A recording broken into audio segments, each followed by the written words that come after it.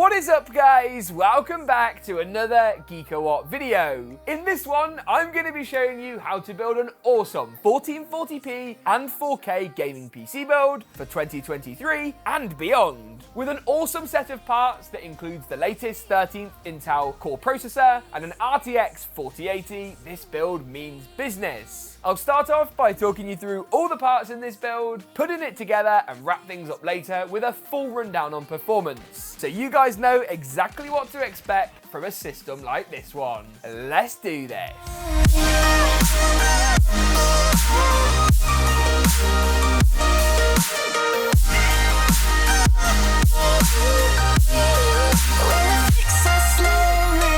The Corsair Xeneon 32-inch gaming monitor is a panel that packs a punch, bringing your games and media to life on a vibrant, ultra-slim 32-inch IPS 4K display. It's a panel with some power. What's more, the fast 144Hz refresh rate and nippy 1 millisecond response time ensure you can keep a competitive edge. Learn more about the Xeneon 32 UHD 144 at the first links in the description below, and buy now on the Corsair web store. I'm going to kick things off by walking through all of the parts briefly first, why I chose the components I did before building and testing it afterwards. Now let's start off, shall we, with the motherboard and CPU combo. The motherboard is going to be a bit of a giveaway, MSI Z790 Carbon Wi-Fi, as to the platform of processor I've opted for in this system. The Core i7-13700K seemed like the most logical choice, with loads of cores including Intel's new performance and efficiency cores optimized for gaming and background workloads respectively, super high clock speeds and great overclocking capability. There isn't much that comes close. In fact, AMD's Ryzen 7700X and their new X3D variants still lag behind this chip. The i7 is one of the real winners of the 13th gen architecture. As far as motherboards go, this MSI board made a lot of sense for a few reasons. With 4 of the latest DDR5 memory slots, a PCIe Gen 5 slot which is actually toolless for easy removal, heaps of room for M.2 drives, Gen 5 for the graphics card, and an awesome rear I/O that consists of plenty of the latest fast USB and Ethernet ports. You can't really ask for much more. Plus, you also get quite a bit of overclocking headroom on this. We could definitely put another 300 or 400 megahertz through our i7 as we work towards that 6 gigahertz mark for insane single-threaded performance. Chunky VRMs and a nice, great, stealthy black design that's going to fit with the whole build pretty perfectly, really. I'll also be adding in 2 terabytes of storage from WD. The black SN850X delivers read speeds of up to 7,300 megabytes per second, while Kingston's Fury provides some nice memory, 32 gigabytes to be precise, that looks awesome. It's their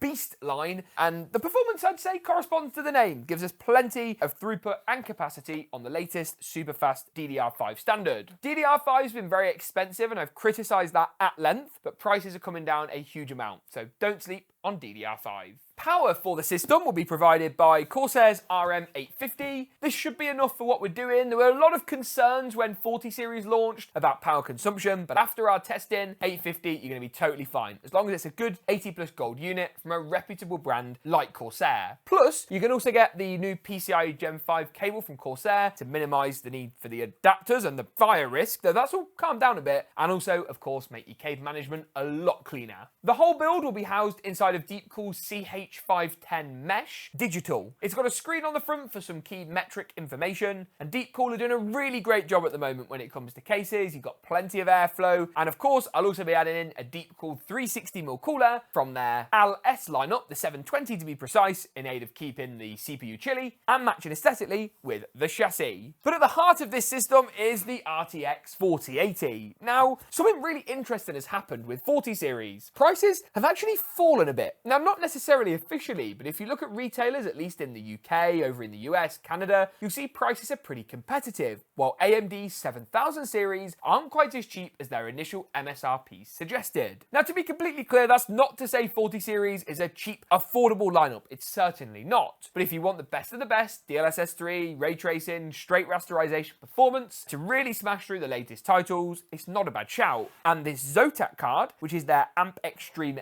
AIRO looks awesome. I'm also going to be putting together like a roundup on the website of what the different cooler options are for the 4080. So make sure you get subscribed and check out the website in the cards now to learn a bit more about that. 4080 though, you've got plenty of memory. You've got 16 gigabytes of GDDR6X memory, so loads of super fast memory for cranking those texture settings right up. 4K gaming is frankly a breeze. And to be honest with you, if you're looking to play at 1080 or even 1440p in less demanding titles, I'd urge you to avoid a card like this, as it's simply too overkill and won't give you value for money. It is nice though to have as much power as the 4080 can provide, being able to jump into most games, crank them right up to high and see really great frame rates, as we'll look at in more detail later, is an experience like no other. And this Zotac card is visually very, very good looking. But with that being said, I think it's time I built a gaming PC. I'm going to kick off as usual by popping the CPU, RAM and SSD into MSI's Carbon Wi-Fi motherboard.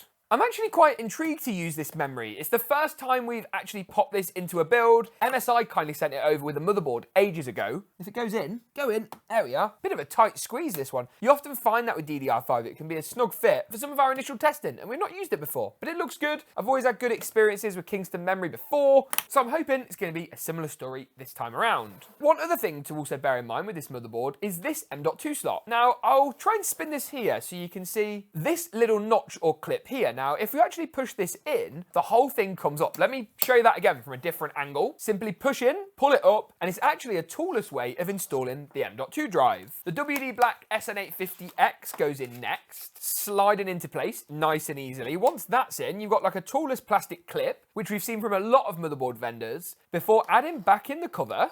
Oh yes. How easy was that? MSI, I'm going to give you some credit because that was fantastic. There is one more thing I'm going to do. Grab out the box some mounting hardware for the deep cool cooler. Add this onto the board now while everything's easy to access, rather than trying to add the fiddly cooler mounting once the motherboard is already in the case. Feasible, but it can be a lot more tricky. To install it into the case, you've got to take off all the panels. It sounds really boring. I say it in every video. Don't be afraid to strip the case right down. This deep cool one is nice and easily dismantleable. Don't think that's a word, but we're just going to roll with it. Dismantleable. And because it's an ATX chassis, should already be perfectly configured to accept our ATX Carbon Wi-Fi motherboard. Line up the rear I/O with the kind of cutout at the back. Now, you kind of get this sometimes. It's like a fan cable in the way, so just tuck that out the way, as otherwise it can end up screwed under the motherboard, and that's a nightmare. Now, as you can see, I'm having a bit of a challenge trying to line this up. So there we are. Rest it over. If you've got the case upright, the motherboard will hold for a few moments, but don't mess about getting the screws in, as if it falls, that's a bit of a gut-wrenching feeling, even if oftentimes the motherboard itself will be totally fine. You can also lay the case down flat for this stage, as we've done before, but here, upright, you can see just a bit easier how the installation actually works. Motherboard's in then, and looking pretty good, I think. Look at that stealthy black aesthetic. All good so far. Cooler's next. Cooler's going to go at the front. I'm going to use the included fans at the front as well. We should still be good for GPU clearance, even with the cooler in push-pull in this case. The 40 series are large, remember, important to bear in mind. So the cooler's going to go on. The radiator is always the first thing I'll mount if it's at the front, as that's going to hold everything in place and it'll be easier to add the block on afterwards. Thumb screw in each corner, that'll fasten it down, run the cables, tidy it all up, and that, I think, is looking pretty good. Next up then, it is time to finally install this graphics card. Now,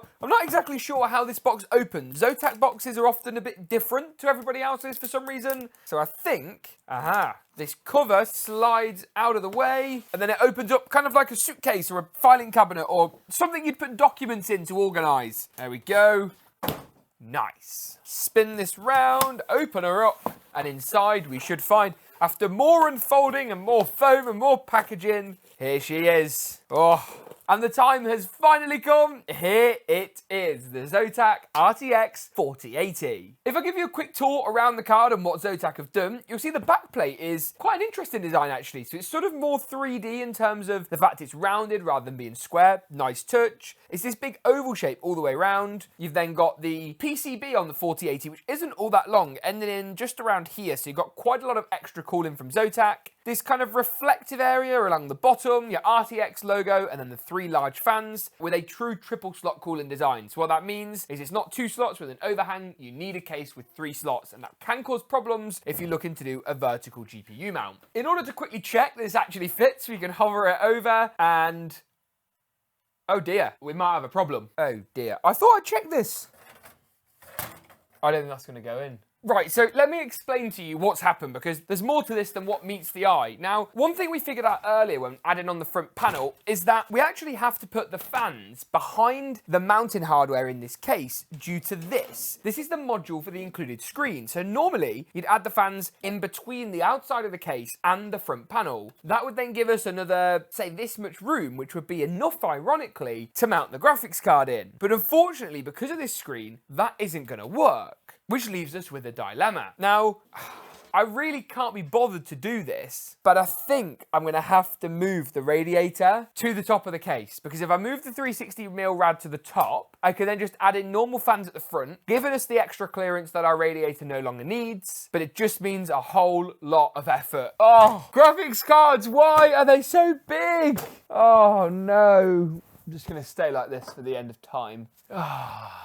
That's so annoying. Design flaw then, with deep cool CH510 mesh digital, I believe, because really when you think about it, that's a lot of space due to that screen to not be able to use. Arguably, we could just move the fans to the front, ditch the one at the top, but then what would be the point in having a 360mm rad? Personally, for me, that wouldn't make a whole lot of sense. In amongst all of this, as if it couldn't get any worse, moving it to the top is going to make cables and wiring a lot harder. So instead, I'm going to add the power supply in now, wire that all up, then move the radiator up to the top of the case. Of course, 360mm rad, it fits top and front, which is one bonus of the CH510. Before then, we can rejoin and add the graphics card in, hopefully for real this time. See you in a second. Oh, so annoying. Why? Why? Right then, so we're finally here. Oh, what a nightmare. So new fans are in, radiators at the top. Arguably, I could have put the pump tubes on the left-hand side, but then it would have meant removing this fan. But we're there. It's pretty much sorted.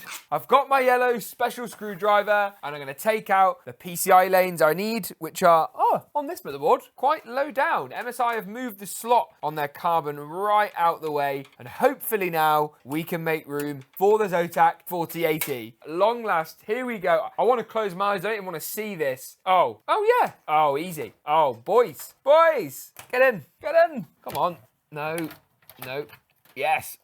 Boom. It's in. Now, I've got to say, MSI moving the slot down does make sense because it makes room for PCI Gen 5 and Gen 4. It just takes a bit of getting used to. It feels like the graphics card's quite low down, but plenty of airflow still. So a few screws, then it's finally time to boot this thing up. I really hope this has been worth it to check out performance, but first, how it looks in the only way we know how. It's time for a GeekaWhat montage, and I'll rejoin you in a few moments' time. Oh.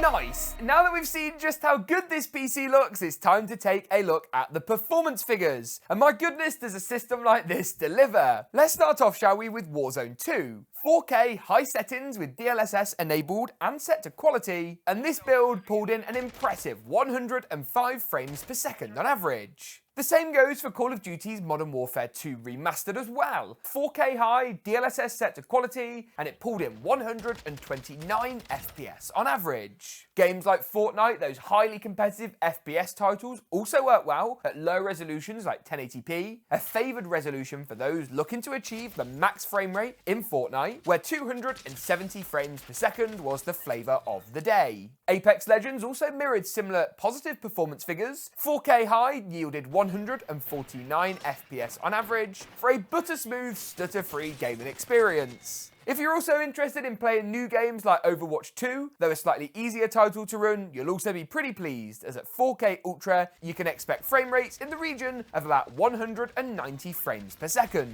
All of our frame rate data was gathered using MSI Afterburner's Reaver Tuner and NVIDIA FrameView.